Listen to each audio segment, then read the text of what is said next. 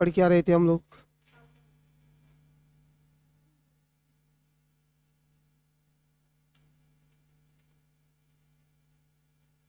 दक्षिण अमेरिका।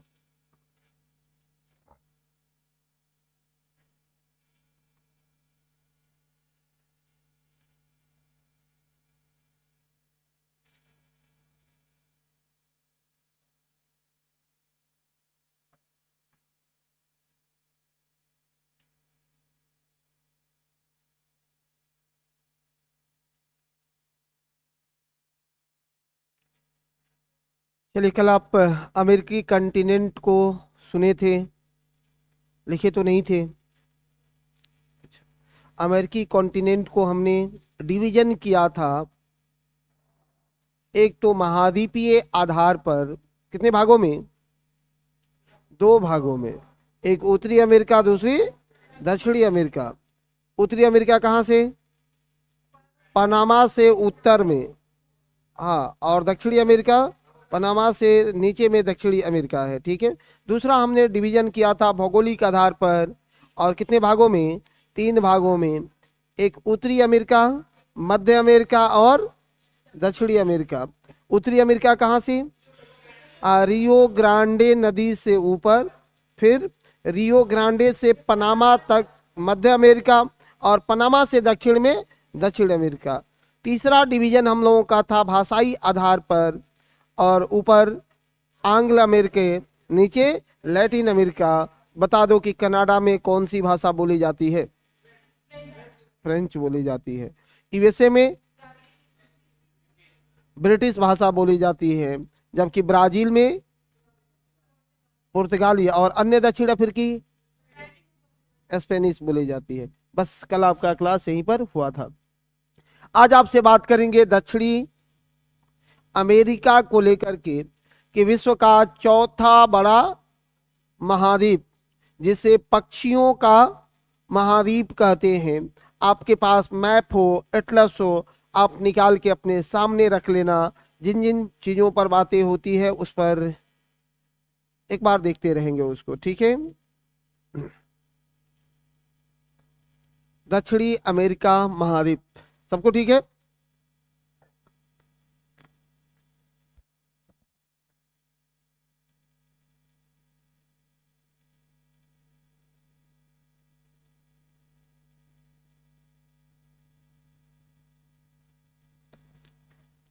दक्षिणी अमेरिका महाद्वीप जिसे कहते हैं पक्षियों का महाद्वीप। क्या कहते हैं? पक्षियों का महाद्वीप। इसका उपमा याद रखिएगा कि सर इसको कहते हैं पक्षियों का महाद्वीप। क्यों कहते हैं, आगे के क्लास में हमारी बातें होगी। पहले एक बार बस दक्षिणी अमेरिका को एक बार कंप्लीट इन चीजों को फटाफट देख लेना। भैया, दक्षिणी अफ्रीका का सबसे बड़ा देश दिख रहा होगा, कौन सा? ब्राजील। कौन सा देश दिख रहा है? ब्राजील। पूरे विश्व में क्षेत्रफल के दृष्टि से फिफ्थ नंबर का देश है। क्षेत्रफल के दृष्टि से पांचवें नंबर का देश है ब्राजील। जैसे नंबर 1 रूस, दूसरा कनाडा, तीसरा चीन, चौथा यूएसए, पांचवा ब्राजील, छठा ऑस्ट्रेलिया, सातवां भारत, आठवां अर्जेंटीना, नाइन्थ इंडोनेशिया वगैरह आता है। ठीक है। इतना ऊपर नहीं जाना है। हाँ, लेकिन आज आपसे 2 मिनट मन की बातें भी करनी थी। प्रधानमंत्री के मन की बात तो बहुत सुने आप लोग क्या? हमको भी कुछ मन की बातें करनी थी। मन की बातें ये, चलो ऑनलाइन वाला सब भी जुड़ चुका है सबको। ऑनलाइन वाले लोग आप सबको हृदय से बहुत धन्यवाद। 2 मिनट सुनो मेरी मन की बातों को। और ऑनलाइन वाला आदमी, आप लोगों को चलते भी मन की बातें नहीं होती है। तुम लोग कहीं रिकॉर्ड फिकॉर्ड मत करना, ये मन की बात है, मेरी व्यक्तिगत विचार है, इससे कोचिंग का कोई मतलब नहीं है। व्यक्तिगत विचार ये कि आपका एग्जामिनेशन भी बीपीएससी द्वारा कंडक्ट कराया जाता है कि नहीं है?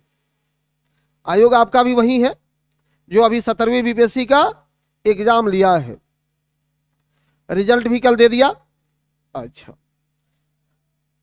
अब थोड़ा सा आपको मंथन करने की जरूरत है कि सोशल मीडिया ने बच्चों को क्या दिया। हमको लगता है भाई कि सोशल मीडिया केवल बच्चों को बोलना सिखा दिया है, उसके ज्ञान के स्तर को खत्म कर दिया। और मैं इस बात को पूरे दावे के साथ कह सकता हूं कि सोशल मीडिया ने ज्ञान, नॉलेज, इन चीजों को एकदम रसातल तक पहुंचा दिया, भले कुछ भी हो। दूसरा, विद्यार्थी शॉर्टकट सफलता के चक्कर में अपना सब कुछ गंवा बैठा। एक तरफ विद्यार्थियों का हंगामा था कि ये क्वेश्चन ग्रुप डी से नीचे है, मतलब ग्रुप डी लेवल का है। हाँ, सच में क्वेश्चन बहुत आसान था, बहुत इजी था, वैसा क्वेश्चन नहीं होना चाहिए।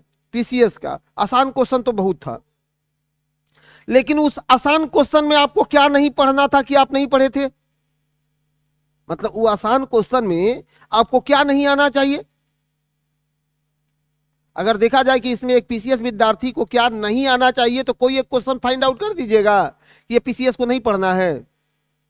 सब तो पढ़ना ही था। उसमें रिजल्ट आ रहा है, कटअप आ रहा है, तो कटअप कहां गया? सोच भी नहीं सकते हैं आप, इतना नीचे कटअप चला गया। तो कहीं ना कहीं विद्यार्थी को अपने स्तर पर पूरी तन्मयता के साथ प्रयास करने की जरूरत है कि इतना लो कट ऑफ में भी यदि रिजल्ट नहीं हो रहा है तो इसका कारण क्या है। इसका एक दो कारण यही जो मैंने आपको सोचा कि बताऊंगा कि एक तो आप जो है एग्जाम के लिए बहुत शॉर्टकट ढूंढ रहे हैं कि क्या एक क्लास देख लें, कौन सा एक किताब पढ़ लें, कौन सी एक कहानी गढ़ लें कि मेरा रिजल्ट हो जाए। दूसरा, हो सकता है कोई सीनियर, कोई पड़ोसी या कोई एक ऐसे व्यक्ति के सलाह में आप जी रहे हैं जो एग्जाम को जानता ही नहीं है। मतलब एक व्यक्ति के नहीं, ये सार्वजनिक के लिए है, ठीक है। तब तो आप देखो गर्ल्स का कटअप हर कैटेगरी में इतना नीचे गया है कि सोच नहीं सकते हो। बहुत जगह तो बॉयज और गर्ल्स के कटअप में 10-10 का ऐसे ऐसे गैप है कि नहीं है। टीआरई वाले में ये गैप नहीं है। टीआरई वाले में तो लड़कियां बहुत अच्छा करी है, 2 नंबर का गैप रहा। हाँ, 2 नंबर का गैप था, लेकिन इसमें गैप जो देखें, ये गैप बहुत बढ़ गया है, 10 नंबर तक का गैप है। क्वेश्चन आसान है और अंतिम रूप से कुछ कुछ कैटेगरी में सबसे लो शायद 48 नंबर तक गया है। कुछ कैटेगरी में वो हैंडीकेप्ट वगैरह के लिए, दिव्यांगों के लिए 48 तक चला गया है। अब 48 तक कट ऑफ है। ईबीसी लड़कियों का 69 कट ऑफ है। एससी एसटी वैसे ही नीचे कट ऑफ है। अब इसमें नहीं हो रहा है तो फिर तो मुश्किल है ना। हाँ ठीक है, माना आयोग गलत हो सकता है, लेकिन आपको भी अपने सही होने का प्रमाण देना पड़ेगा। अगर नहीं देंगे तो गड़बड़ है, ठीक है। अब इसका उपाय क्या है कि आप जो है निश्चित रूप से सफल हों, तो पहला कि आप अपनी मेहनत को थोड़ा बढ़ा दीजिए। मेहनत के सामने दुनिया का कोई पैरवी या चेक जैक काम नहीं करता है। मेहनत करिए, श्योर रिजल्ट होगा, ठीक है। आज ही से कम रोज 200 क्वेश्चन बनाइए। एनसीईआरटी किताब को line by line, page bye page, word by word scan करके दिमाग में रख लीजिए। करंट अफेयर्स खूब अच्छे से 1 साल का पढ़ के रखिए और मैथ रीजनिंग का सामान्य जानकारी रखें, काम आपका हो जाएगा। बहुत ज्यादा तोप चलाने की जरूरत नहीं है, ठीक है। क्लास में जितना पढ़ाया जाता है उसको तो पढ़िए ही पढ़िए, लेकिन क्लास में बहुत सारी, जैसे मैं इस गंभीरता को जानता हूं तो मैं कोई ऐसा पक्ष नहीं छोड़ता हूं जहां से क्वेश्चन छूटे। मैं फैक्चुअल हो, कंसेप्चुअल हो, मैं सबको लिखाते पढ़ाते रहता हूं। लेकिन हो सकता है कि बहुत ऐसे लोग हैं, चाहे बहुत ऐसी चीजें आएंगी जहां पर कि किसी चीज को फैक्ट्स कह के छोड़ दिया जाएगा। उसको भी नहीं छोड़ना है, फैक्ट्स को पढ़ते ही रहना है। डाटा और आटा, ये 2 चीज का जीवन में बहुत महत्व है, नहीं है? दोनों चीज चाहिए ही चाहिए।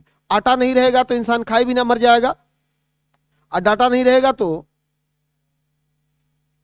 सिंपल मोबाइल का डाटा अगर नहीं रहता है तो देखते हैं क्या होता है जी। हाँ, पगला जाता है, कह रही है पगला जाता है मन सर। क्या बात है। इसलिए अब अन्न उपवास से ज्यादा जरूरी हो गया है मोबाइल उपवास।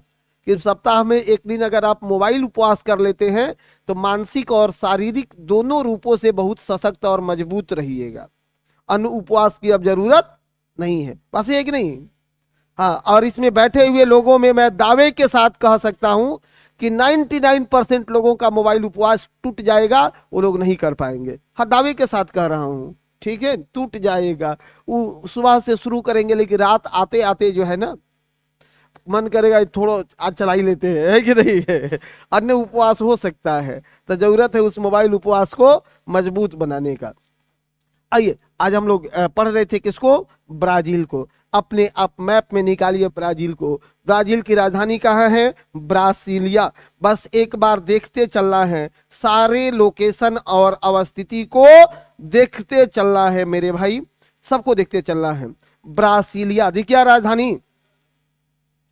सुनो, ब्रासीलिया जो राजधानी है ये कंप्लीट ग्रिड पद्धति पर बसा हुआ राजधानी है। नीचे आना एक मिलेगा साओ पौलो। अब एक ही दिन में सब खत्म करना होता है तो थोड़ा तेज पढ़ाएंगे। साओ पौलो सबको मिल रहा होगा ना?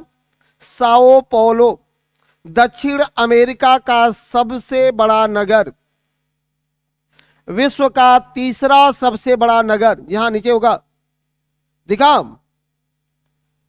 यहां ब्राजील के नीचे में होगा, मैप नहीं है बोर्ड पर इसलिए दिक्कत हो रही होगी आपको। ब्राजील में सबसे नीचे होगा साओ पोलो। सुनो, दक्षिण अमेरिका का सबसे बड़ा नगर, विश्व का तीसरा सबसे बड़ा नगर। कितने मेरे महारथी बताएंगे कि विश्व का सबसे बड़ा नगर है? कौन है? कितने लोग बताएंगे?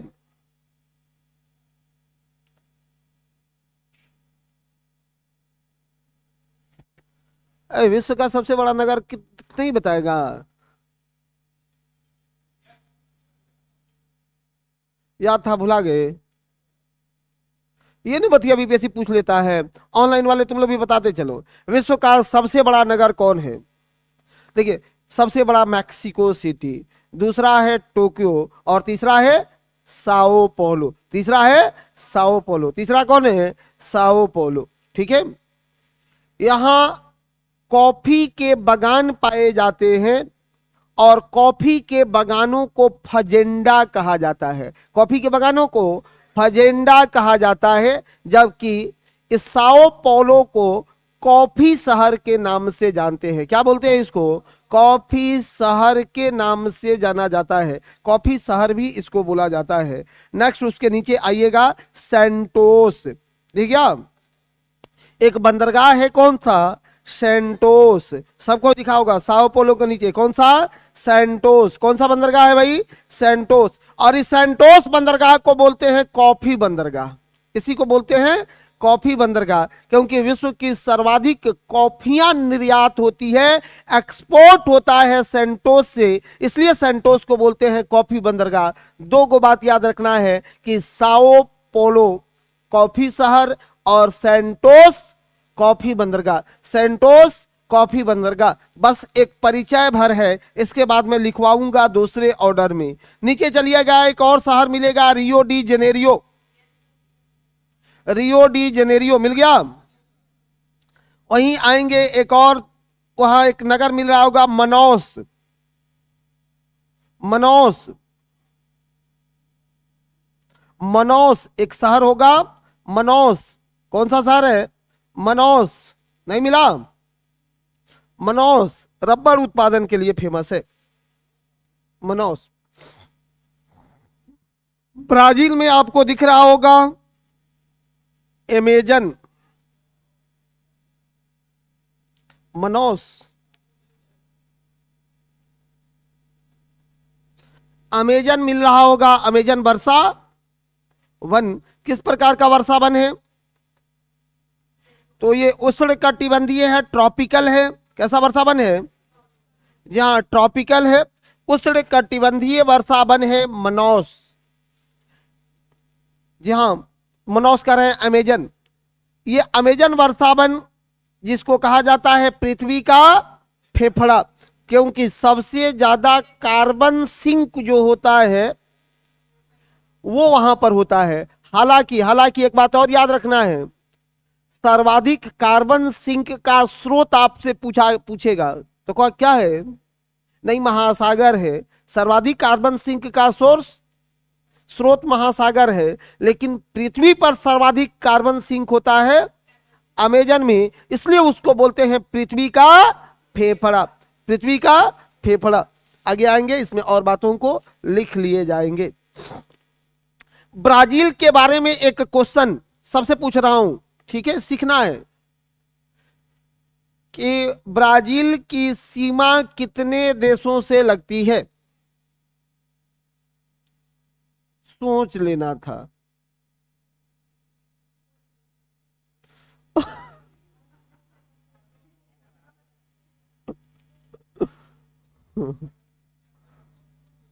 घरे तारा फोन हो जाई। हम क्या करें बताओ। हाँ सुनो, सिर्फ 2 देश है जिससे ब्राजील की सीमा नहीं लगती है। 2 को छोड़ दो तो दक्षिण अफ्रीका अमेरिका के जितने देश हैं उससे ब्राजील की सीमा लगती है। ऐसे याद रखना था कि सर चिली और इक्वाडोर से ब्राजील की सीमा नहीं लगती है। चिली और इक्वाडोर के अलावा सभी देशों से ब्राजील की सीमा लगती है। अब एग्जाम में भुलाएगा किससे सीमा नहीं लगती है, तो चिली और इक्वाडोर से। इसको छोड़ दो तो सबसे सीमा लगता ही लगता है। तो एक ब्राजील को आप पकड़ लिए ना, तो यहां से दक्षिण अमेरिका के मैक्सिमम देशों में प्रवेश कर सकते हैं। दिक्कत है नहीं है। जस्ट ब्राजील के पास एक देश देखना दिख रहा होगा, बोलीविया। वहीं से मैं सबको पकड़ रहा हूं। बोलीविया है क्या? बोलीविया और पेरू के दोनों के सीमा को साझा करता है एक झील होगा, टिटिकाका झील। टिटिकाका झील विश्व का सबसे ऊंचा नौगम्य स्थल है टिटिकाका झील। सबसे ऊंचा नौगम्य स्थल है टिटिकाका झील। और बोलीविया से क्वेश्चन पूछा जाएगा कि दक्षिण अमेरिका का सबसे बड़ा स्थल रुद्ध देश है बोलीविया। बस क्वेश्चन उससे बाहर नहीं आएगा। 2 बात पूछेंगे उससे। स्थल रुद्ध 2 है, लेकिन सबसे बड़ा स्थल रुद्ध देश है बोलीविया। ठीक है। हाँ देश है, पेरू देश भी है। ठीक है, वहां देखिए पेरू की सीमा लगता है। ठीक है, उसकी सीमा लगता है। वहीं पेरू से डायरेक्ट नदियां निकल के ब्राजील में प्रवेश कर जाती है। दिक्कत है नहीं है। और बताइए, आगे बढ़े। अरे याद हो गया, दिक्कत नहीं ना है। हाँ चलो ठीक है, दिक्कत होगा तो फिर बताना। आज हो रहा है दक्षिण अमेरिका, कल होगा उत्तरी अमेरिका, और एक दिन होगा अफ्रीका, यूरोप। 3-4 दिन। जितना जरूरी होगा उतना लिखवा देंगे। पहले पढ़ा तो दे एक बार प्रेम से। लिखना प्रायोरिटी में है कि पढ़ना है?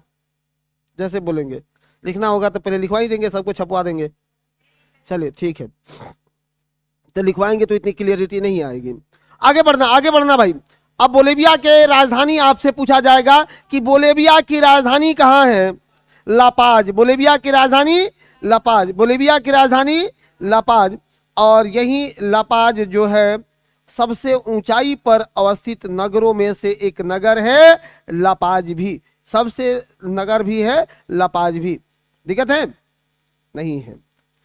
उसके बाद एक कंट्री देखना, चिली। चिली जितना इंपॉर्टेंट है उससे बढ़ेंगे। चिली राजधानी है सैंटियागो। चिली की राजधानी सैंटियागो। चिली की राजधानी सैंटियागो। अब सुनो, क्वेश्चन पूछेगा क्या चिली से? सबसे लंबा तट किस देश का है? लंबे तटीय देश किसका है? चिली का है। लेकिन क्वेश्चन पूछेगा कि सबसे बड़ा तट वाला देश कौन है? कनाडा। सबसे बड़ा तट कनाडा का। सबसे बड़ा तट कनाडा का। और सबसे लंबा तट, समझ रहे ना मेरी बात? लंबाई में सबसे ज्यादा चिली का, और बड़ा सबसे है कनाडा। बुलाइएगा नहीं ना। चिली की राजधानी है सैंटियागो। चिली जिसकी राजधानी है सैंटियागो। कुछ नगर को देखते चलिएगा वहां से, कुछ देखते चलेंगे वहां के कि सर वहीं पर आपको दिख रहा होगा चिली, सेंटियागो, हाईलाइट करते जाओ। सेंटियागो शराब उत्पादन के लिए प्रसिद्ध है, शराब उत्पादन के लिए प्रसिद्ध है। चिली में मरुस्थल है कौन सा? अर्जेंटीना और चिली में अटाकामा मरुस्थल है। अटाकामा मरुस्थल का सबसे शुष्क स्थान है अरिका। देखो तो उसमें हाईलाइट दिया है अरिका, निश्चित रूप से दिया ही होगा। विश्व का सबसे शुष्कतम स्थान है अरिका। अरिका विश्व का सबसे शुष्कतम स्थान है अरिका। एक बात बताना मेरे भाई, जहां पानी नहीं होगा वहां इंसान होगा नहीं है, तो विरल जनसंख्या है, मानव रहित क्षेत्र है अरिका में, और इसलिए उसे कहा जाता है प्रेतों का शहर। प्रेतों का शहर, भूत जानती हैं? हाँ, वही भूतों का शहर अरिका। भूतों का शहर अरिका है कि नहीं है? भूतों का शहर अरिका। हाँ, चुड़ैल का शहर नहीं, भूतों का शहर, ठीक है। प्रेत में भी जो फीमेल है उसको चुड़ैल बोलते हैं, और मेल वाला को भूत बोलते हैं, ठीक है। अच्छी बात है क्या? भूत प्रेत तो सब है, हम लोग इंडिया में पढ़ रहे हैं भाई, ये बात को याद रखिए। तो इंडिया वाले सब बातों को बना लेते हैं अपना, ठीक है। भूत तो मन में है। भूत कहाँ है? मन में है। सच में भूत मन में होता है। आप सोच लो तो भूत आ गया, आप सोच लो तो भूत भाग गया, ठीक है। एक बार जो है, अभी कुछ दिन पहले मैं जहाँ रुकता हूँ, रहता हूँ, पूरा नीचे खाली था, सब फ्लैट खाली था, बस हम ही एक थे। कुछ दिन पहले दीपावली के दिन क्या अप्रॉक्स में, अब उसमें रात में कुछ बजने लगा 12 बजे। अब अकेले मन में भावनाएं आ जाती है कि कुछ तो है, आखिर बज क्या रहा है भाई। अब रात भर दहशत में बीत गया। हाँ, बीत गया दहशत में। कोचिंग में स्टाफ लोगों को इन्फॉर्म किए कल हो के, लोग कहा कि सर हम लोग को काहे नहीं बुलाए, आते सर जो लोग थे, है कि नहीं है। देखते कल होकर के जो पता चला वो ये चला कि यहाँ कुछ बजता नहीं है, बगल में चोर आया था सब, और चोर की पिटाई हो रही थी, तो वो बज रहा था, है कि नहीं है। तो ऐसी चीजें आ जाती है, ठीक है। चलो ठीक है, कहाँ है हम लोग? अरिका में। अरिका का रिकॉर्ड है कि पिछले 31 वर्षों से वहां एक भी बूंद वर्षा नहीं हुआ है।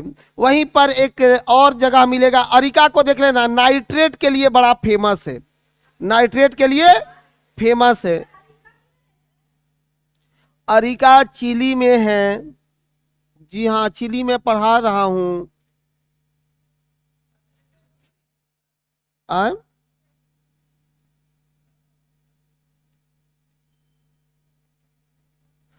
वहां ठंडी जल धारा बनती है मेरे भाई, कैसे बनेगा? चलिए आगे बढ़िए। एक सबसे नीचे आओगे तो एक शहर मिलेगा पुंटा एरिनास। पुंटा एरिनास, सबसे नीचे आ जाना, पुंटा एरिनास, सबसे नीचे आओगे पुंटा एरिनास। हो सकता है एटलस में कट भी गया हो, दिया है पुंटा एरिनास। भैया पुंटा एरिनास विश्व का एकमात्र ऐसा शहर है जो सबसे दक्षिणतम आबादी वाला शहर है। दक्षिण अमेरिका का नहीं, विश्व का सबसे दक्षिणी शहर माना जाता है पुंटा एरिनास को। हाईलाइट करो उसको हाइलाइटर से, पुंटा एरिनास विश्व का सबसे दक्षिणतम आबादी वाला शहर है पुंटा एरिनास। पुंटा एरिनास मिल गया, पुंटा एरिनास।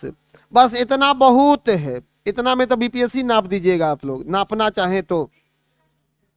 हाँ, विश्व का सबसे दक्षिणतम southern city of the world है, southern city of the world है पुंटा एरिनास। आगे लिखना, फिर ले चलेंगे आपको ब्राजील के पास, वहीं से कहीं भी घुमा रहे हैं। मिल रहा होगा उरुग्वे, मॉन्टेविडियो राजधानी है।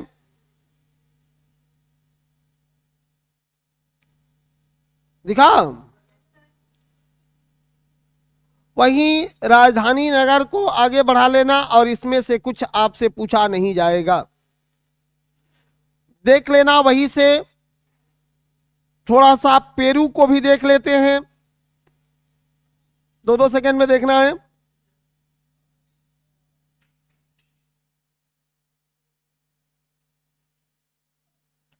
पेरू को देख लेना। दिखा पेरू, राजधानी लीमा, राजधानी लीमा है। सबसे बड़ी विशेषता क्या है कि यहां फॉस्फेट भंडार, फॉस्फेट भंडार के लिए फेमस है। किसके भंडार के लिए? यहां ये फॉस्फेट के भंडार के लिए फेमस है, फॉस्फेट भंडार के लिए प्रसिद्ध है। फॉस्फेट भंडार के लिए फेमस है पेरू। ये फॉस्फेट कहां से आता है? एक पक्षी होती है गुयाना करके, एक पक्षी होती है गुयाना, और उसी गुयाना, चाहिए किसी ने पूछा कि क्राफ्ट सिद्धि किस बुक में है। एटलस का कोई सा भी बुक आप लेकर के अपने पास रखिए, एटलस का बुक लेकर रखिए, उसमें आपको मिलेगा। ठीक है, इसलिए मैं सब एटलस से ही पढ़ा रहा हूँ, वर्ल्ड ज्योग्राफी की क्लास से। और एक दिन में एक कंटिनेंट खत्म करना है तो थोड़ा तेज पढ़ रहे हैं, ठीक है, टारगेट है। चलिए, एक दिन में एक देश पढ़ना चाहिए तो हम लोग सीधे एक महादेश पढ़ रहे हैं, समझ रहे हैं। अब एक दिन में एक देश पढ़ाई होगा तो आपका क्लास बहुत लंबा चल जाएगा। तो एक दिन में एक महादेश पढ़ा जा रहा है, 7 दिन में 7 खत्म। आगे बढ़िए। गुयाना पक्षी के मल से ही फॉस्फेट का जमा होता है, इसलिए पेरू जाना जाता है। किस लिए?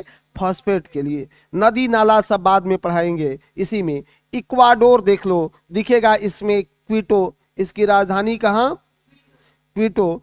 क्विटो, क्यूटो राजधानी है, क्विटो राजधानी है। वहीं पर एक शहर होगा गुयाक्विल, बंदरगाह शहर है। पर्ल ऑफ द पैसिफिक कहा जाता है। क्या कहते हैं इसको? पर्ल ऑफ द पैसिफिक कहा जाता है। इसको कहते हैं पर्ल ऑफ द पैसिफिक। गुयाक्विल, जिसको पर्ल ऑफ द पैसिफिक लिख करके रख लेना है, गुयाक्विल बंदरगाह कहते क्या है? पर्ल ऑफ द पैसिफिक कहा जाता है, पर्ल ऑफ द पैसिफिक कहते हैं। थोड़ा आगे बढ़ा लेना है, वहां से इक्वाडोर और पेरू हो गया, पेरू हो गया। अर्जेंटीना भी देख लीजिए, क्यों अर्जेंटीना बचा रहेगा। दक्षिण अमेरिका का दूसरा सबसे बड़ा देश अर्जेंटीना।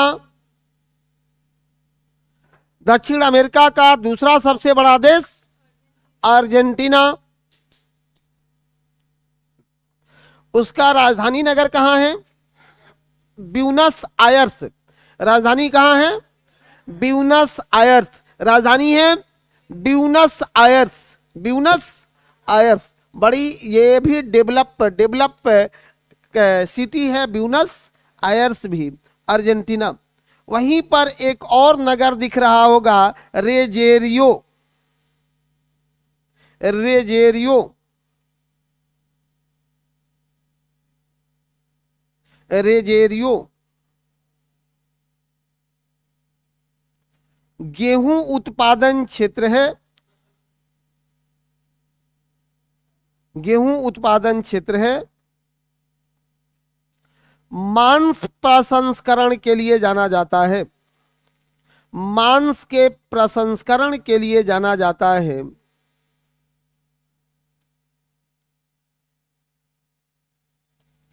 मांस के लिए वहां बुच्चड़खाने बहुत बनाए गए हैं, ठीक है। और मांस प्रोसेसिंग किया जाता है, जैसे उसके जीवन अवधि को बढ़ा देते हैं। अब रुको, थोड़ा रुकना ही पड़ेगा। सुनो, भारत में यूरोपीय लोगों की इतना इंटरेस्ट का कारण क्या था? भारत का यूरोप के साथ बहुत पुराना व्यापार रहा है। कब से? मौर्योत्तर काल से तो देखा ही जाता है। सिल्क सिटी जब कुषाणों ने डेवलप किया, सिल्क रूट कुषाणों ने ही तो डेवलप किया था मौर्योत्तर काल में, क्या ना? तब से हम लोग यूरोप से जुड़े थे, यूरोप से व्यापार चल रहा था। अंततः समस्या कब हुई? 1453, 1453, जब ऑटोमन साम्राज्य का पतन हो रहा है, कुस्तुनतुनिया पर तुर्कों का कब्जा हो रहा है, और उस कुस्तुनतुनिया पर अब अधिकार हुआ जब तुर्कों का, तो यूरोप वालों के लिए उन लोगों ने ब्रेक कर दिया। देखो, यूरोप वालों को क्या कर दिया? रोक दिया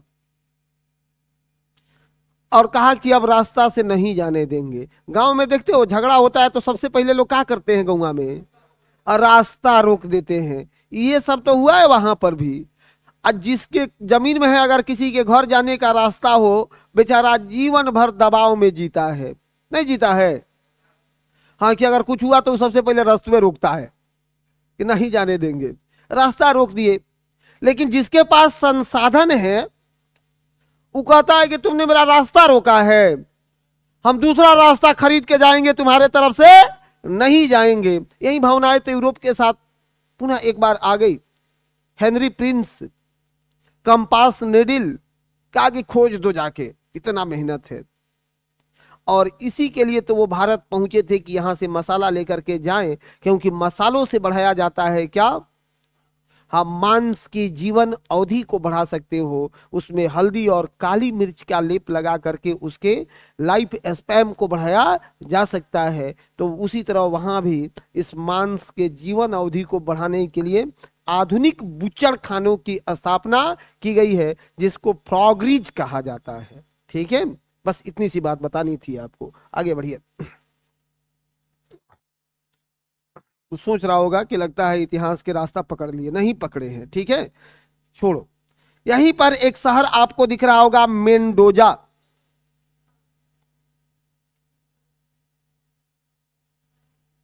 दिखा? मेंडोजा एक दर्रा है वहां पर, उस पलाता दर्रा नहीं दिया होगा, लेकिन ये उस पलाता दर्रे से जुड़ा हुआ है, उस पलाता दर्रे के साथ ये जुड़ा हुआ है। ठीक है, चलो ऊपर वाले कुछ छोटे छोटे देश हैं, उनको एक झलक देख लेना है। गुयाना, गुयाना राजधानी है जॉर्ज टाउन। गुयाना राजधानी है जॉर्ज टाउन। गुयाना राजधानी जॉर्ज टाउन। सुरीनाम का पैरा मैरिबो, पैरा मेरिबो। फ्रेंच गुयाना का केन, फ्रेंच गुयाना का केन, फ्रेंच गुयाना का केन। अब फ्रेंच गुयाना और गुयाना के बीच में कौन सा देश? सूरीनाम। नहीं बता दीजिएगा कि फ्रेंच गुयाना और गुयाना के बीच में कौन सा है? सूरीनाम। फ्रेंच गुयाना औपनिवेशिक है अभी भी, किसका? फ्रांस का। और फ्रांस अपना उपग्रह प्रक्षेपण केंद्र भी बनाया है जाकर के, कहा? फ्रेंच गुयाना में। इसलिए इंपॉर्टेंट हो जाता है फ्रेंच गुयाना को थोड़ा सा पढ़ लेना। ठीक है, सैटेलाइट लॉन्चिंग पैड बनाया है उन्होंने, कहा? फ्रेंच गुयाना में जाकर के, क्योंकि सैटेलाइट लॉन्चिंग पैड बनाए जाते हैं महाद्वीपों के पूर्वी की पश्चिमी तट पर, पूर्वी तट पर। अब फ्रेंच गुयाना पूर्वी तट पर है कि पश्चिमी तट पर है भाई? पूर्वी तट पर है। वाह, तब ठीक है। फ्रेंच गुयाना भी आपको दिख रहा होगा, केन उसकी राजधानी है। वहीं पर है फ्रेंच स्पेस एजेंसी एरियन का उपग्रह प्रक्षेपण केंद्र कौरी में है। सूरीनाम भी आपने बस एक झलक में देख लिया है। कोलंबिया भी हम लोग देख लिए हैं। कोलंबिया नहीं देखे हो? चलो कोलंबिया को एक बार देख लो। राजधानी है बेगोटा, राजधानी है बेगोटा। राजधानी कहाँ? बेगोटा है। वेनेजुला राजधानी कराकस। वेनेजुला का राजधानी कराकस, कराकस। वहीं पर स्थित है एंजिल जलप्रपात।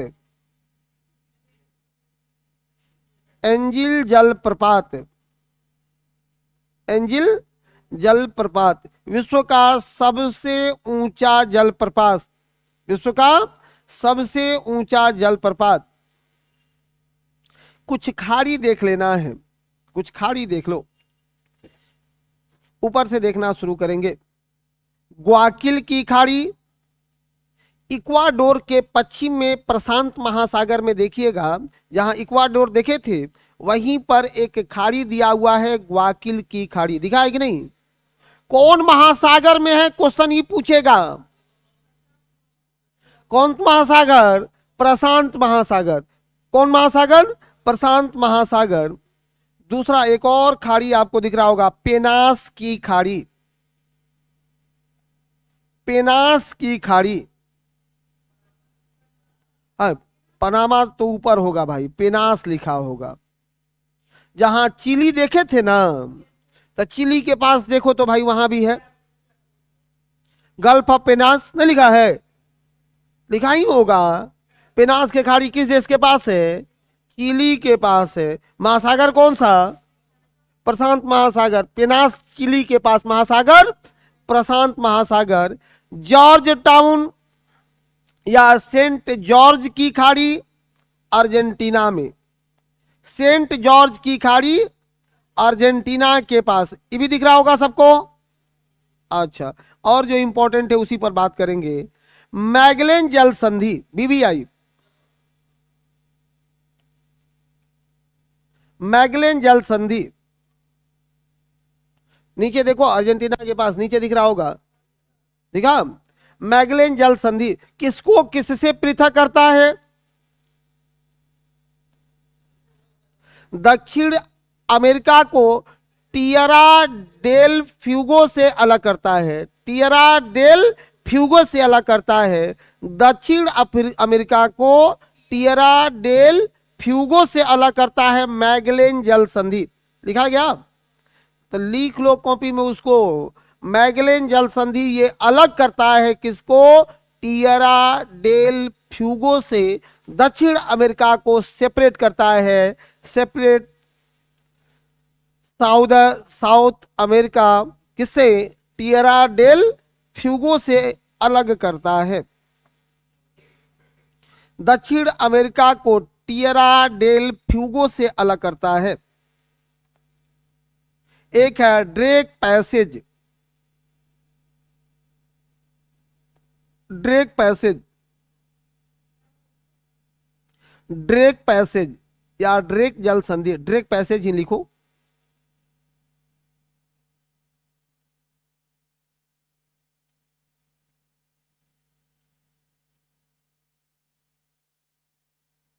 दक्षिण अमेरिका एवं अंटार्कटिका को अलग करता है। किसको किससे अलग करता है? दक्षिण अमेरिका को अंटार्कटिका से अलग करता है। ड्रेक पैसेज, ड्रेक संधि भी लिखा होगा, ठीक है जी हाँ। दक्षिण अमेरिका को अंटार्कटिका से अलग करता है। अक्सर पूछे जाते हैं ये दोनों बातें। ड्रेक पैसेज भी अलग करता है किसको? अंटार्कटिका को अलग करता है। कुछ झील है इसमें भाई, झील दिख लेना, जैसे माराकाइबो झील, लिखते जाओ, कुछ झील दिख लेना। माराकाइबो झील, माराकाइबो दक्षिण अफ्रीका का अमेरिका का सबसे बड़ा झील है। किस देश में है? वेनेजुएला में। कहाँ है? वेनेजुएला में। माराकाइबो वेनेजुएला में, माराकाइबो वेनेजुएला में, याद रहेगा? अच्छा, इसलिए अलग कर दिए हैं। टिटिकाका झील, हाँ, पेरू और बोलिविया के मध्य सीमा बनाता है। विश्व का सबसे ऊंचा नौगम्य स्थल है, विश्व का सबसे ऊंचा नौगम्य स्थल है। हाँ, ये सब पॉइंट है, इसको तो मेंशन कर लेना है। नहीं लिख रहे हैं क्या? आए अच्छा एटलस में देख लिए है ना, बहुत है, उसी में लिख दीजिए, एटलस में लिख दीजिए। हाँ क्या दिक्कत है रे भाई, कॉपी में क्या जरूरत है लिखने का, इसी बात को तो मैं रोज समझाता हूं। सुनिए, नोट्स का कोई जीवन में मतलब नहीं है। ये सब मैट्रिक के विद्यार्थी को अच्छा लगता है, इंटर के विद्यार्थी को अच्छा लगता है, या जिसके पास फालतू का समय है उसी को अच्छा लगता है। नोट्स से एग्जाम पास नहीं होता है। एग्जाम पास इंसान करता है कि हे में कितना है, ठीक है। अब कुछ आदमी है कि उसके नोट्स पर अगर लिख दीजिएगा तो फिर आपसे दुश्मनी कर लेगा, ये कितना लाल पीला बॉर्डर बना बना के लिख लेते, या तुम इसको खराब कर दिया रे। बॉर्डर क्या करिएगा, बेरोजगार के बाद बाल बच्चे भी नहीं देखेंगे कैसे बॉर्डर बना के लिखते थे, है कि नहीं है। इसलिए अच्छा है कि अभी नहीं लिखने में हो पाता है, एटलस में लिख दो कि सर इस पर क्या बताए, उसी को उलट देंगे, हो जाएगा, ठीक है। डेरा पर भी छोटा छोटा चीज पुर्जा रखिए, और लाल पीला उजला नहीं मिलता है, जो नहीं याद होता है खूब लिख करके चपकाइए उसी को, ठीक है। और देखो कि तुमसे क्या क्या याद नहीं होता है, तब ना काम चलेगा। लेकिन इस बार छोड़ना नहीं है, अच्छी बात यह है कि इस बार छोड़ना नहीं है, अंतिम अंतिम वार है इस बार, ठीक है। टीआरई 4 अब बहुत बड़ा, देखिए क्या होने वाले है क्वेश्चन, तो क्या पूछता है समय बताएगा, अभी उस पर हम लोग बात नहीं करेंगे। नदियों को एक बार देख लेते हैं चल के, फिजिकल मतलब मैप में देखिएगा, एक नदी दिख रही होगी, अमेजन दिख रही है क्या, विश्व की सबसे,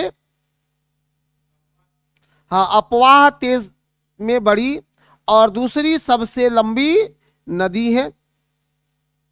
इसकी सहायक नदी कौन है, मैडीरा। सहायक नदी कौन सी है, मैडीरा। सहायक नदी है मैडीरा, सहायक नदी है मैडीरा। निकलती कहां है से है, सहायक नदी है मैडीरा। ये निकलती कहां से है भैया, ये भाई निकलती कहां से है ये नदी, एंडीज पर्वत किस देश में, कल बताए थे। अमेजन नदी कहां से निकलती है, एंडीज, पेरू से। कहां से निकलती है, पेरू से। अपना जल विसर्जित करती है, एग्जिट करती है कहां, ब्राजील में एक शहर है वहां का मकापा, उसी मकापा सिटी के पास वो अटलांटिक सागर में शामिल हो जाती है, अटलांटिक महासागर में शामिल हो जाती है, अटलांटिक महासागर में शामिल हो जाती है। लिखना, विश्व की दूसरी सबसे लंबी नदी, विश्व की दूसरी सबसे लंबी नदी अपवाह तंत्र में सबसे बड़ी है, या अपवाह क्षेत्र में सबसे बड़ी है, अपवाह सबसे बड़ा है, कोई दिक्कत, अपवाह सबसे बड़ा है, अपवाह सबसे बड़ा है, दिक्कत है, अपवाह इसका सबसे बड़ा है भाई। इसी नदी बेसिन में सबसे पहले रबड़ का खोज हुआ था। अब बताइए क्या दिक्कत, अमेजन, जी हाँ, तो नहीं सुने थे उस समय। अच्छा, आप तो सुन लेते हैं एक बार में, आगे बढ़िए। एक नदी है मैगडेलेना, रबड़ का उत्पादन प्रोडक्शन यहीं से शुरू हुआ था, मैगडेलेना। एक नदी अलग है मैगडेलेना, नहीं नहीं, नदी का नाम है मैगडेलेना रिवर, यहीं से रबड़ का उत्पादन शुरू हुआ था, मातृदेशीय रबड़ का, यहीं से रबड़ का उत्पादन शुरू हुआ था। अगला लिखना मैगडेलेना। एंडीज आपको दिख रहा है ना, कोलंबिया देख रहे हो, कोलंबिया दिखा, तो कोलंबिया नगर के बारह निकला के समीप कैरिबियन सागर में यह नदी समाहित हो जाती है, ठीक है। बस सिर्फ नदी का नाम याद रखिएगा, उससे उतना ही पूछ सकता है। एक नदी है ओरिनिको, ये बड़ा फेमस नदी है ओरिनिको। गुयाना उच्चलैंड के तरफ ये नदी मिलेगा, गुयाना में, गुयाना हाईलैंड में। दिखा गुयाना हाईलैंड, गुयाना उच्च भूमि फिजिकल मैप में गुयाना में मिल रहा होगा।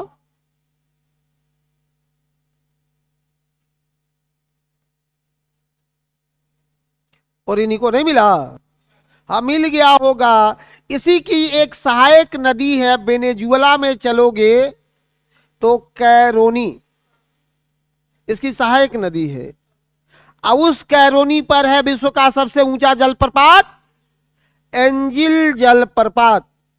इसी उरानिका की सहायक है कैरोनी, और कैरोनी नदी पर स्थित है विश्व का सबसे ऊंचा जलप्रपात एंजिल जलप्रपात। एंजिल जलप्रपात, एंजिल जलप्रपात जो विश्व का सबसे ऊंचा जलप्रपात है, ऊंचा जलप्रपात है। ठीक है, पर्वतों में भी देख लेना, पर्वत में एक ही पर्वत अक्सर पूछे जाएंगे वहां से, कौन सा? एंडीज पर्वत। कौन सा? एंडीज पर्वत। कौन सा पर्वत? एंडीज पर्वत। एंडीज पर्वत मिल गया, एंडीज पर्वत। सुनिए, विश्व का सबसे लंबा पर्वत श्रृंखला और दूसरा सबसे ऊंचा पर्वत श्रृंखला है एंडीज। विश्व का सबसे लंबा पर्वत श्रृंखला, दूसरा सबसे ऊंचा पर्वत श्रृंखला है एंडीज। दूसरा सबसे ऊंचा पर्वत श्रृंखला है एंडीज। कितनी इसकी लंबाई है? हाँ 6960 किलोमीटर। अगर एग्जैक्ट में कहीं दिया हो तो ठीक है, और नहीं तो अप्रोक्स में पढ़ना हो तो 7000। अप्रोक्स में पढ़ना हो तो 7000। दिक्कत है? सुनिए, सबसे ऊंची चोटी इसकी, सबसे ऊंची चोटी एकांकागुआ। सबसे ऊंची चोटी एकांकागुआ। सबसे ऊंची चोटी एकांकागुआ। एकांकागुआ किस देश में है? अर्जेंटीना में। एकांकागुआ अर्जेंटीना में। एकांकागुआ कहां है? अर्जेंटीना में। जी हां, एकांकागुआ है अर्जेंटीना में। एकांकागुआ अर्जेंटीना में स्थित है।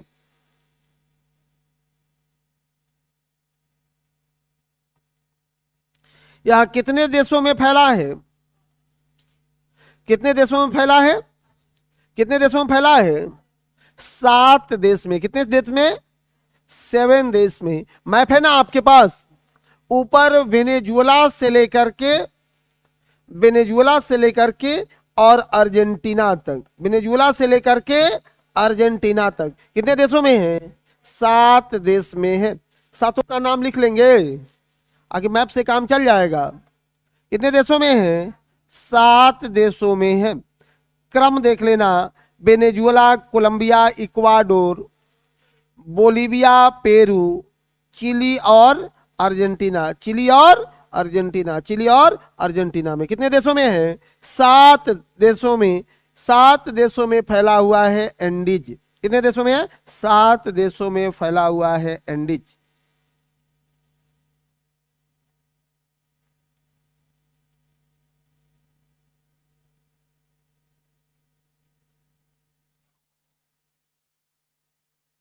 बस अब इसमें कॉर्डिलेरा बनता है, वो सब आपको नहीं सुनना है, देखना है।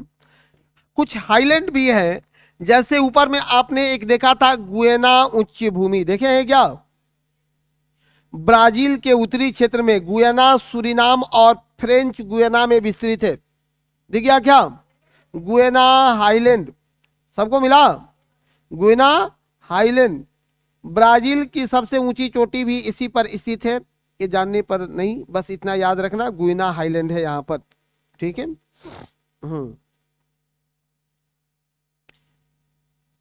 कुछ आपको मरुस्थल मिल जाएंगे, कुछ मरुस्थल मिल जाएंगे, कुछ पठार मिलेगा, जैसे बोलीविया का पठार लिखा होगा,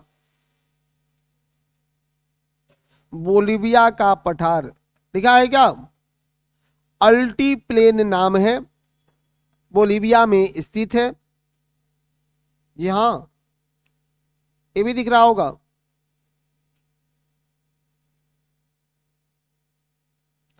ग्रान चाको अर्जेंटीना एवं बोलीविया के बीच विस्तृत है। ग्रान चाको होगा ही होगा, अर्जेंटीना और बोलीविया के बीच में है ग्रान चाको। दिखा सबको? इस ग्रान चाको का अर्थ होता है आखेट की भूमि, हंटिंग लैंड। ग्रान चाको जिसे हंटिंग लैंड कहा जाता है, वहां पाया जाता है झाड़ी नुमा घास पाए जाते हैं ग्रान चाको में। बस उसका लोकेशन देख करके रखिएगा कि है कहां, बोलेविया और अर्जेंटीना के पास है ग्रान चाको। ग्रान चाको को कहते क्या है? आखेटक की भूमि या हंटिंग लैंड कहा जाता है। उसी को हंटिंग लैंड कहा जाता है, इसी को कहते हैं हंटिंग लैंड भी कहा जाता है। नेक्स्ट खूबसूरत सी बात है अटाकामा मरुस्थल। दिखा? चिली और पेरू के बीच विस्तृत है। चिली और पेरू के बीच स्थित है। विश्व का सबसे शुष्कतम मरुस्थल है। विश्व का सबसे शुष्कतम मरुस्थल है। सबसे कम वर्षा वाला मरुस्थल है अटाकामा मरुस्थल। अटाकामा मरुस्थल। मोटा मोटा क्वेश्चन पूछता है कि अटाकामा मरुस्थल किस महाद्वीप में है? ऑनलाइन वाले भी फटाफट लिख दीजिए, अटाकामा मरुस्थल किस महाद्वीप में है? कौन महाद्वीप? दक्षिण अमेरिका। दक्षिण अमेरिका के किस देश में? चिली और पेरू के बीच है। यहां सोना, नाइट्रेट, तांबा और सल्फर के भंडार पाए जाते हैं। सल्फर के भंडार पाए जाते हैं। नीचे एक जगह दिया होगा पेंटागोनिया का पठार। पेंटागोनिया का पठार, पेंटागोनिया का पठार देख लो, सबको मिला? जहां अर्जेंटीना अटाकामा मरुस्थल देखे होंगे उसके नीचे देखेंगे मिलेगा पेंटागोनिया का पठार। बहुत अच्छी बात है, पेंटागोनिया का पठार। अब मिला पेंटागोनिया का पठार? नहीं मिल रहा है। ये पेंटागोनिया का पठार है, यह वृष्टि छाया में पड़ता है एंडीज पर्वत के, इसलिए यहां भी वर्षा नहीं होता है। लेकिन भेड़ के चारागाह के लिए फेमस है पेंटागोनिया का पठार। बस नाम याद रखिएगा कि किस देश में है पेंटागोनिया का पठार? अर्जेंटीना में। देश कौन सा? अर्जेंटीना में। यहीं पर एक घास पाया जाता है, नाम क्या है? पंपास। अर्जेंटीना में कौन सा घास? पंपास। पेंटागोनिया के ऊपर में घास मिलेगा पंपास। जहां आप पेंटागोनिया देखे थे उसके ऊपर में बढ़िएगा घास मिलेगा पंपास है। अर्जेंटीना और उरुग्वे में थोड़ा सा फैला हुआ है। यह अनाज और सुअर मांस के लिए बड़ा फेमस है यह घास का क्षेत्र, यह घास का क्षेत्र। तो पंपास अर्जेंटीना, कंपास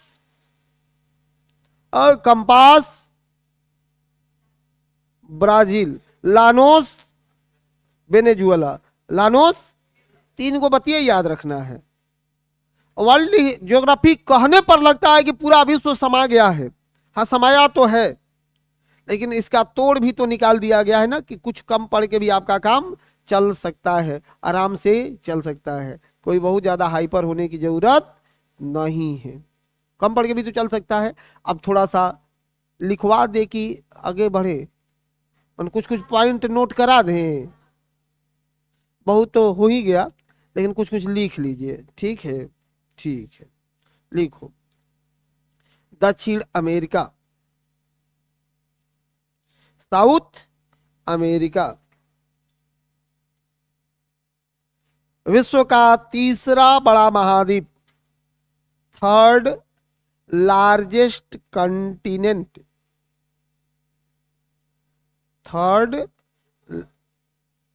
हाँ फोर्थ है, फिफ्थ न है।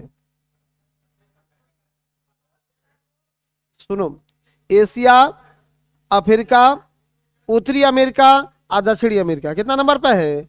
चौथा है। ठीक है, कितना नंबर पर है? चौथे नंबर पर है। कितना नंबर है इसका? चौथा। फोर्थ लार्जेस्ट कंटिनेंट है। इसे पक्षियों का महाद्वीप कहा जाता है, बर्ड्स कंटिनेंट कहा जाता है, पक्षियों का महाद्वीप कहा जाता है, पक्षियों का महाद्वीप कहा जाता है। टेरा डेल फ्यूगो, ये तो हम पढ़ाई दिए हैं आपको। मैगलेन जल संधि भी हो गया है, दिक्कत है नहीं। आगे जो नहीं हुआ है, एंडीज पर्वत भी हो गया है, टिटिका का झील भी हो गया है, क्यूटो भी पढ़ लिए हैं। लेकिन पैराग्राफ चेंज करके लिखना, पैराग्राफ चेंज करके लिखना। अमेजन विश्व की सबसे विशाल एवं दूसरी लंबी नदी है, ये भी हो गया है।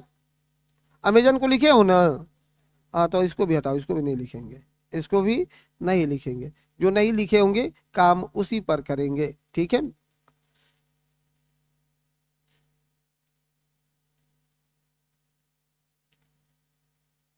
अमेजन तो हो गया है, लिखो।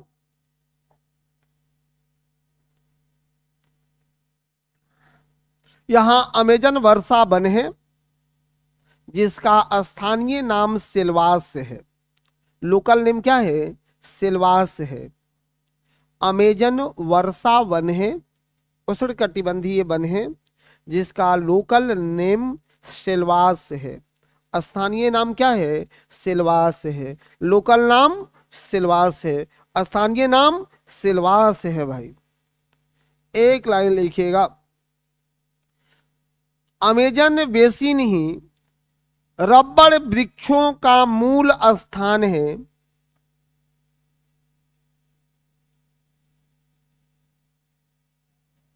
रबड़ वृक्षों का मूल स्थान है। रबड़ वृक्षों का मूल स्थान है। ये पूछ रही है क्लास कितना बजे से चल रहा है? 9 बजे से चल रहा है क्लास, 1 घंटा चल गया, आधा घंटा और बचा हुआ है, ठीक है। और हम पढ़ा दिए हैं। अब उसमें आप एक बार बैक करके देख लीजिएगा। अभी थोड़ा थोड़ा सा कुछ पॉइंट नोट डाउन करवा देते हैं, नहीं तो सब बात को पढ़ा दिए हैं। और ऑनलाइन वाले किसी को दिक्कत है? उम्मीद है दिक्कत नहीं होगा। सुनो, लिखिएगा, अमेजन वर्षा वन पर बातें हो रही है। अमेजन ये ट्रॉपिकल फॉरेस्ट है। यहाँ क्या लिखे? हाँ, रबड़ वृक्षों का मूल स्थान है, ओरिजिन क्षेत्र है। यहाँ महोगनी लकड़ी का भंडार, लिखो, महोगनी लकड़ी का भंडार है। कौन सी लकड़ी? महोगनी लकड़ी का भंडार है। तथा तथा वालसा नामक, वालसा नामक, वालसा नामक सबसे हल्की लकड़ी भी यही मिलती है।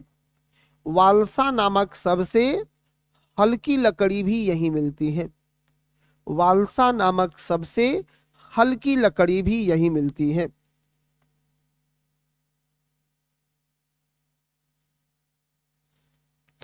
कंपास पंपास ये सबको तो हम लोगों ने देख ही लिया है भाई। अटाकामा मरुस्थल भी आपने देखा है, देखो, अटाकामा मरुस्थल, अरिका शहर, अरिका शहर, अरिका भी बातें आपसे हो गई है। एक लाइन लिखना, फटाफट लिखो।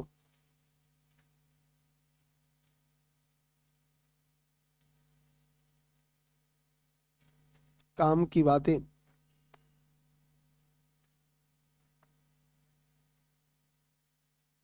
कैंडोर विश्व का सबसे बड़ा शिकारी पक्षी है। कैंडोर एक पक्षी इस कॉन्टिनेंट में मिलते हैं, कौन? कैंडोर। कौन सी पक्षी है? कैंडोर, पक्षी का नाम लिख लेना, कैंडोर। विश्व का सबसे बड़ा शिकारी पक्षी है? नहीं, पीआरटी के लिए में नहीं पूछेगा ये सब, पीआरटी में नहीं पूछेगा, एजुकेशन अड्डा पीआरटी में नहीं पूछता है इतना, ठीक है। टीजीटी और पीजीटी में पूछता है। कैंडोर, विश्व का सबसे बड़ा शिकारी पक्षी कौन है? कैंडोर है भाई। हाँ, सबसे सबसे बड़ा शिकारी पक्षी, जी हाँ, शिकारी पक्षी, ठीक है। रिया, रिया नहीं उड़ सकने वाला पक्षी है। रिया नहीं उड़ सकने वाला पक्षी है। एनाकोंडा,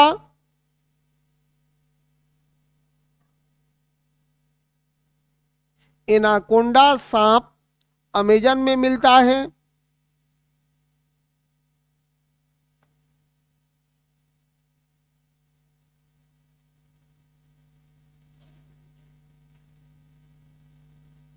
लिखो, हमिंग बर्ड एक ऐसा पक्षी है, हाँ सबसे छोटी है। हमिंग बर्ड एक ऐसी चिड़िया है जो सबसे छोटी है और स्मॉलेस्ट बर्ड है, सबसे छोटी चिड़िया है और गतिहीन होकर उड़ सकती है। गतिहीन होकर उड़ सकती है, मतलब जहां मन करेगा वहीं पर वो अपने को रोक सकती है, इतना उसमें पावर है, ठीक है, कि जहां चाहे वहीं पर अपने को ऊपर में स्टेबल कर लेगी, सिचुएट कर लेगी। गतिहीन होकर के उड़ सकती है, मतलब बिना कहीं इधर उधर गति किए भी वो उड़ सकते हैं। एक और लिख लेना है कि एंडीज पर्वत पर लामा नामक पशु मिलता है जो ऊंट प्रजाति का है। एंडी पर्वत पर लामा नामक पशु मिलता है जो किस प्रजाति का है? ऊंट वाला प्रजाति का है। लामा किस प्रजाति का है? पशु मिलता है जो ऊंट प्रजाति का है। लामा ऊंट प्रजाति का है।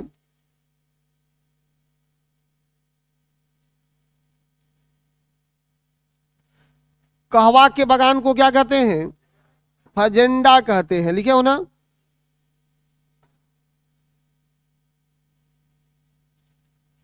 अटाकामा मरुस्थल ये सब तो हो ही गया है हम लोगों का।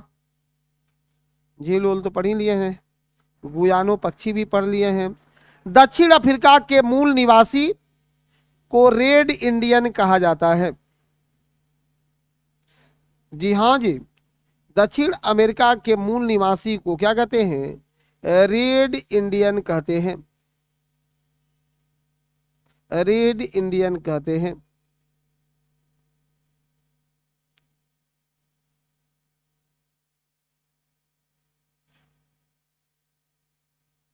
रेड इंडियन कहते हैं, इसी को बोलते हैं रेड इंडियन कहते हैं।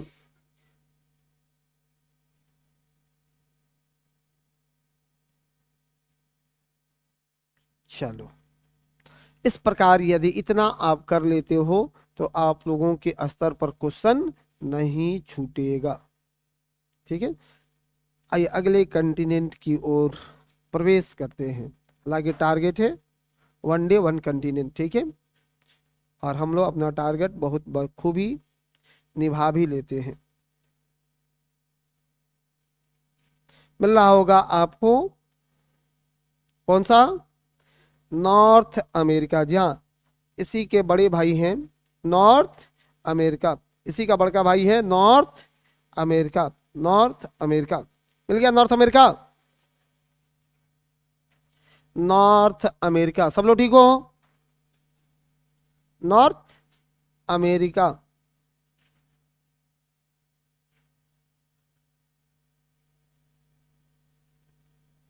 North America, north America.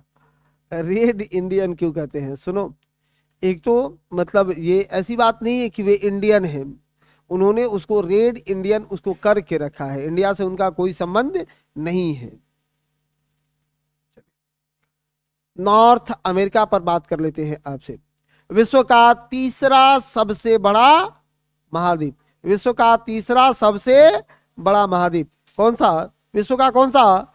तीसरा सबसे बड़ा महाद्वीप है। कौन सा पर्वत श्रृंखला है वहां? रॉकीज। कौन सा है? रॉकीज। पनामा नहर से उत्तरी भाग में अवस्थित जितने भी देश हैं वे सब नॉर्थ अमेरिका कंटिनेंट का हिस्सा है। तो ऐसे में आपको मिलेगा क्या भाई वहां? तो सबसे ऊपर में कनाडा दिख रहा होगा, सबसे ऊपर में कनाडा दिख रहा है। दिखा कनाडा सबको? क्षेत्रफल के दृष्टि से विश्व का दूसरा सबसे बड़ा देश होगा कनाडा। कनाडा के साथ सीमा लगा हुआ देश है USA, United state of America. Canada के साथ सीमा लगा हुआ देश है, लिखना नहीं है, सुनिए। यूएसए संयुक्त राज्य अमेरिका, संयुक्त राज्य अमेरिका, दोनों की सीमा लगी हुई है। उसी में महान झील मिलेंगे, होम्स के नाम से 5 बड़े झील मिलेंगे। सुपीरियर, ओंटारियो, इरिगॉन, इन 5 झीलों का नाम आपको होमवर्क रहा कि कल आप एक शब्द में याद करके आइएगा, नहीं तो मैं तो याद करवा ही दूंगा। ठीक है? 5 झीलें कौन कौन है? होम्स जो 5 झील है, दिख गया होम्स नाम। चलो थोड़ी सी चीजों को और कनेक्टिविटी बढ़ानी है आपको, थोड़ा सा और इसका बढ़ाना है कि कनाडा तो हम पढ़ेंगे ही। कनाडा इसलिए भी बड़ा फेमस है भाई कि कनाडा क्षेत्रफल के दृष्टि से दूसरा बड़ा देश है, अनेक झील नदियों से सुसज्जित राष्ट्र हैं। लगातार क्वेश्चन पूछे जाते हैं। अमेरिका पढ़ना है क्योंकि अमेरिका विश्व का सुपर पावर के रूप में है, वहां के टोटल पॉलिटिकली और फिजिकली स्वरूप को देखना है। बाद में आ जाइएगा मध्य अमेरिका में, और मध्य अमेरिका में आपको कुछ देश दिख रहा होगा, जैसे कौन सा देश है? नीचे देखो, मैक्सिको दिख रहा होगा, दिख रहा है क्या? ग्वाटेमाला दिख रहा होगा, बेलीज दिखा होगा, एल सेल्वाडोर होगा, होंडुरास होगा, निकारागुआ, कोस्टारिका और पनामा भी वहीं पर दिख रहा होगा। सब देश दिखे? सब देश को पढ़ना है, किसी को छोड़ना नहीं है। ग्रीनलैंड दिख रहा होगा, देखो उधर ग्रीनलैंड दिख रहा होगा। विश्व का सबसे बड़ा द्वीप, विश्व का सबसे बड़ा द्वीप, हिंद महासागर का सबसे बड़ा द्वीप। हम बहुत इतना जानते हो कि हम बाउंसर बहुत मारते हैं। हाँ, बाउंसर मतलब किसी से किसी को जोड़ देना, किसी से किसी को जोड़ देना। तो बताओ विश्व का सबसे बड़ा द्वीप ग्रीनलैंड। हिंद महासागर का पूछेगा तो मेडागास्कर। हिंद महासागर के बाद पूछेगा तो क्या कहोगे? अब याद हो गया कि नहीं? अब मेडागास्कर यही तो है, एक द्वीपीय देश है। हम लोग से बहुत अच्छे संबंध है मेडागास्कर के। ठीक है, चलिए कोई बात नहीं, बोर्ड पर रहिए। अब ये ग्रीनलैंड जो है भौगोलिक रूप से मेरे भाई ये अमेरिका महाद्वीप में है, उत्तरी अमेरिका कंटिनेंट में है, नॉर्थ अमेरिका कंटिनेंट में है, लेकिन यह राजनीतिक रूप से किसका टेरिटरी है? डेनमार्क का। किसका किसका टेरिटरी है? डेनमार्क का। राजनीतिक रूप से डेनमार्क के अधिकार क्षेत्र में आता है। बहुत काम का है, इस पर भी बात करेंगे। सबसे फेमस है कि यहीं पर 1929 में एक क्लाइमेटोलॉजिस्ट हुआ करते थे, अल्फ्रेड वेगनर। नाम सुना है आपने? समझो फिजिशियन थे लेकिन सर्जन का काम करके गए हैं। डॉक्टरी का वो फिजिशियन थे लेकिन सर्जन का काम करके गए हैं। बहुत सम्मान करता हूं मैं उनका। अल्फ्रेड वेगनर महोदय क्लाइमेटोलॉजिस्ट थे, जलवायु ज्ञाता थे, लेकिन उन्होंने भूगर्भ के क्षेत्र में महाद्वीपीय विस्थापन सिद्धांत को देकर के, कॉन्टिनेंटल ड्रिफ्ट थियरी को देकर के पूरे विश्व में एक क्रांतिदर्शी परिवर्तन ला दिया था, क्रांतिकारी परिवर्तन लाया था। तो जलवायविक व्यक्ति और ज्योग्राफर का काम कर रहा है, इस पर काम किया है, तो बहुत बड़ी बात है ना। यहीं पर उनकी मृत्यु हुई थी 1929 में। 1929 में बर्फीली तूफान में दब के निकल गए। तो कैसे यहाँ की बर्फीली तूफानें हैं, इस पर भी आपको बातें करनी होगी। और देखना वहीं पर वेस्ट इंडीज द्वीप भी आपको दिख रहा होगा, कुछ द्वीप दिख रहे होंगे। वेस्ट इंडीज द्वीप, कैरिबियन जहां है ना, वहीं पर देखना कुछ द्वीप दिख रहे होंगे। घर से खूब एक झलक देख करके आना है मेरे भाई कि वहीं पर दिख रहा है कैरिबियन द्वीप। बस आज बाउंड्री घूम लेना है, बाउंड्री घूम लेना है। उन द्वीपों में दिख रहा होगा Bahama, Cuba, Haiti. Bahama, Cuba, Haiti, dominion गणतंत्र एंटीगुआ, बरमुडा और बाराबोस भी, बाराडोस भी सब दिख रहा है। ये सब उत्तरी अमेरिका के अंतर्गत में आते ही आते हैं। ये सब उत्तरी अमेरिका के अंतर्गत में आते हैं। ये सब किसके अंतर्गत आते हैं? उत्तरी अमेरिका के अंतर्गत आते हैं।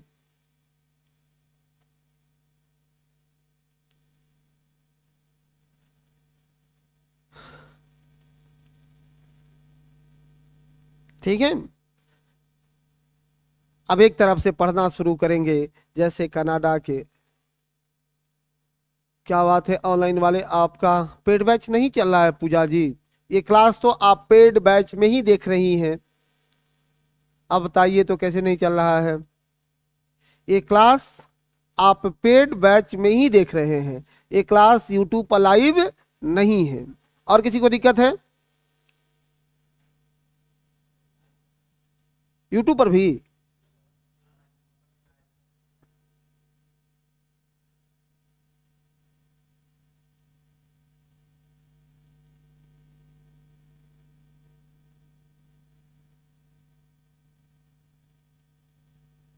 कि उसी में थोड़ा सा सुनो, यही तो समझा दिए हैं भाई कि ये बैच जो है मतलब एप्लीकेशन में थोड़ा फॉल्ट होने के कारण आपको लाइव मिल रहा है। तो ये उन्हीं लोगों को मिल रहा है जो लोग पेड लिए हैं, ठीक है, सबको नहीं मिलेगा।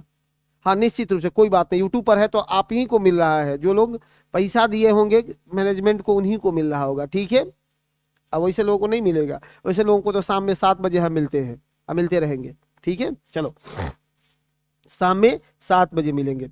अब देखो कनाडा से पढ़ना शुरू करेंगे मेरे भाई। तो कनाडा को कहते क्या हैं? कोई बताएगा कि कनाडा को क्या कहते हैं? कनाडा को क्या कहते हैं? लैंड ऑफ लिली या लैंड ऑफ मैपल। कनाडा को क्या कहते हैं? लैंड ऑफ लिली या land of maple. Land of lily या लैंड ऑफ मैपल कहा जाता है किसको? कनाडा को। मैपल कहा जाता है कनाडा को, ठीक है। आज मैं इसको शुरू नहीं करूंगा, ठीक है। यहाँ पे मैपल्स बोलते, उपमा दी गई है उसको, मैपल्स, मैपल्स, हाँ, या लैंड ऑफ लिली, लिली की भूमि या मैपल्स की भूमि कहा जाता है किसको? कनाडा को, कनाडा को कहा जाता है, ठीक है। आज मैं इसको शुरू नहीं करूंगा। एक बार आप लोगों के पास जो भी सोर्स होगा उस सोर्स से खूब बढ़िया अद्भुत तरीका से आप पढ़ के आएंगे, अद्भुत तरीका से पढ़ के आएंगे, कोई दिक्कत नहीं। कल से इसको मैं कंटिन्यू करूंगा। आज फिर आपका 10 मिनट का वही सेशन कि आप लोग पहले की बातों को एक बार हुंकार भर दीजिए। ऑनलाइन वाले तैयार हो? फटाफट बताओ। अब आज 10 मिनट के लिए मैं शुरू नहीं करूंगा नॉर्थ अमेरिका, बस एक बाउंड्री दे दिया हूं, कल से मैं पढ़ाऊंगा नॉर्थ अमेरिका को, ठीक है। एक बार जितनी बातों को मैं पूछ रहा हूं फटाफट बता देंगे आप। उम्मीद है कि सब लोग बताएंगे, सब लोग बताएंगे ना। कॉपी पेन बंद करिए, ये कॉपी पेन की क्लास नहीं है 10 मिनट। अब मैं सबके मुंह की तरफ देखूंगा और ऑनलाइन वाले आपके मैसेज की तरफ देखूंगा, ठीक है। फटाफट लिखते जाना, फटाफट लिखते जाना, ठीक है। भारत और पाकिस्तान की सीमा किस प्रकार के सीमा का उदाहरण है? किस प्रकार के सीमा का उदाहरण है? हाँ, अध्यारोपित सीमा का उदाहरण है। किस प्रकार के सीमा का उदाहरण है? सब फेल कर रहा है, बहुत तकलीफ है। अब हम पूछ रहे हैं कि किस प्रकार की सीमा है, तो जवाब दे रहा था कि रेड क्लिफ। रेड क्लिफ नाम है, रेड क्लिफ उसका टाइप नहीं है। रेड क्लिफ टाइप नहीं है। कौन सा बुक खरीद ले? क्राफ्ट सिद्धि, ये एटलस का बुक ले लेना है। 4 दिन का और क्लास बचा हुआ है, 4 दिन में आपका ये पूरा कंटिनेंट सध जाएगा। ठीक है, आइए ये 10 मिनट में प्रतिदिन पूछता हूं, तो 10 मिनट वाला सेशन शुरू हो गया है। बस तेज पूछूंगा, आप लोग जवाब देते रहिएगा। ठीक है, फटाफट बताओ, भारत म्यांमार की सीमा कितना लंबा है?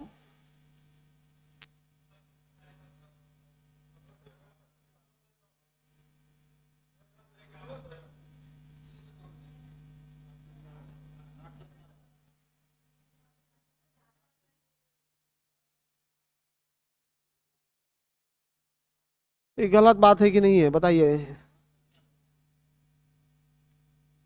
भारत म्यांमार की सीमा कितना लंबा है भाई? ऑनलाइन वाला इज्जत बचाओ मेरा, ये सब डुबाएगा।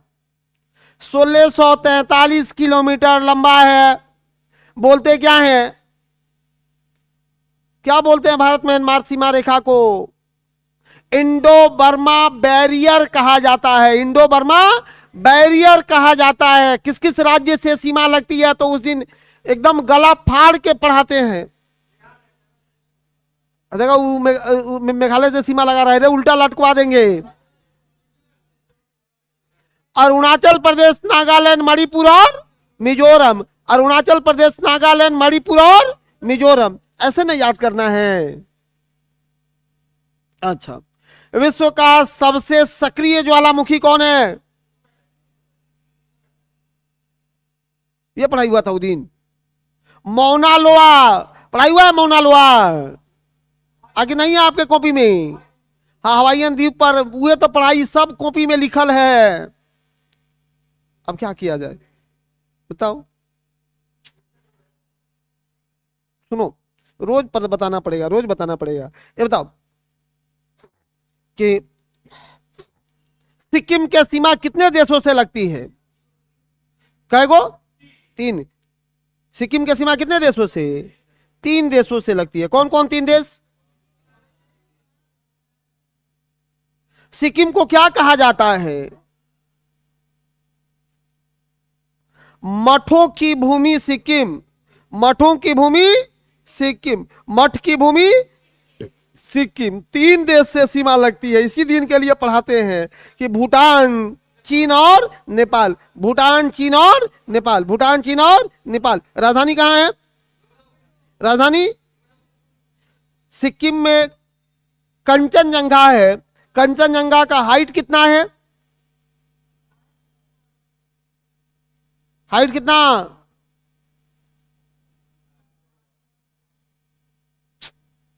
8598 मीटर है। कितना है? 8598। उगता हुआ सूरज का राज्य किसको कहते हैं? मध्य प्रदेश को, अरुणाचल प्रदेश को। उगता सूरज का राज्य अरुणाचल प्रदेश को। और उगता सूरज का देश किसको कहते हैं? जापान को। मध्यरात्रि के सूर्य का देश, मध्यरात्रि का सूर्य का देश, मध्यरात्रि वाला नॉर्वे। और द्वीपों का देश, द्वीपों का देश इंडोनेशिया। झीलों का देश फिनलैंड। झीलों का देश फिनलैंड। उसके बाद गांवों का देश म्यांमार। गांवों का देश, नदियों का देश, नदियों का देश बांग्लादेश। नदियों का देश तड़ित झंझावात का देश। तड़ित झंझावात भूटान। तड़ित झंझावात नहरों का देश पाकिस्तान। नहरों का देश दिक्कत है नहीं है। तो आप अगर ऐसे नहीं याद रखेंगे तो ठीक नहीं ना है भाई। सब लोगों से पुनः एक बार निवेदन कर रहा हूं कि आप लोग इतना मेहनत करके पढ़ लो कि TRE 4 छूटना नहीं चाहिए। छोड़ना, सोना, खाना ये जीवन भर है।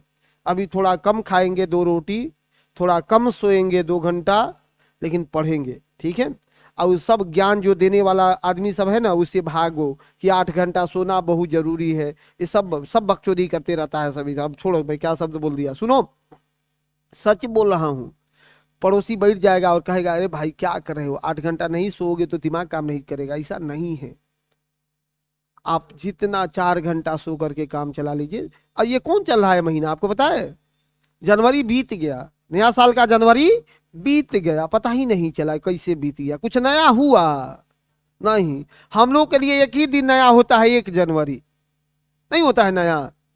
हाँ, एक ही दिन नया होता है कि उस दिन लगता है कि आज नया है, क्योंकि सब अपने उस दिन happy happy new year happy new year करते रहते हैं, तो लगता है कुछ नया है। लेकिन कल होकर के 2 जनवरी से फिर वही पुराने कपड़े, फिर वही पुराना खाना, फिर वही पुराना घर, वही पुराना बिहेव, फिर वही पुरानी स्थिति। बदलता कहाँ कुछ है? कुछ बदलता है नहीं। बदलता है किनके लिए? कि जो एरिस्टोक्रेट लोग हैं, जो नौकरी में चले गए। अब बताओ, उनका तो बदल गया ना, जो TRE 3 में सेलेक्ट थे, नहीं बदल गया उनका। 2024 में बेरोजगार थे, 25 में नौकरी में है, 25 में नौकरी में है, तो उन्हीं का बदलता है, हम लोगों का नहीं बदलता है। 26 भी नहीं बदलेगा अगर इस हालात में रहेंगे तब। हाँ, सच बोल रहे हैं, हालात सुधारने की जरूरत है। भले हमको जाके कुछ भी कहिएगा घर पे, लेकिन सही सही बोल रहे हैं, ठीक ठीक, कि हालात अभी बहुत कमजोर है। कल सब सब्जेक्टवा मिला के क्वेश्चन पूछ लेते हैं आप लोगों से, समझ रहे हो ना? ये तो सब लोग जानता है कि हमको आता है, थोड़ा बहुत सब सब्जेक्ट आता है। तो कल सब सब्जेक्ट में मिला के पूछ लेते हैं। वर्ल्डो हिस्ट्री पूछ लेंगे, हिस्ट्री पूछ लेंगे, पॉलिटियो पूछ लेंगे, करेंटो में से पूछ लेंगे, साइंसो पूछ लेंगे, कि कौन कौन बताता है कल। ठीक रहेगा ना? अच्छा, ये बता, प्रोटीन का संश्लेषण कहाँ होता है? अभी पढ़ाई हुआ है बायोलॉजी का, नहीं हुआ है जी? हाँ, राइबोसोम में। क्या बात है, प्रोटीन का संश्लेषण कहाँ होता है? राइबो। कितने टाइप्स के होते हैं राइबोसोम? टाइम हो गया है, कल मिलते हैं, ठीक है, थैंक यू।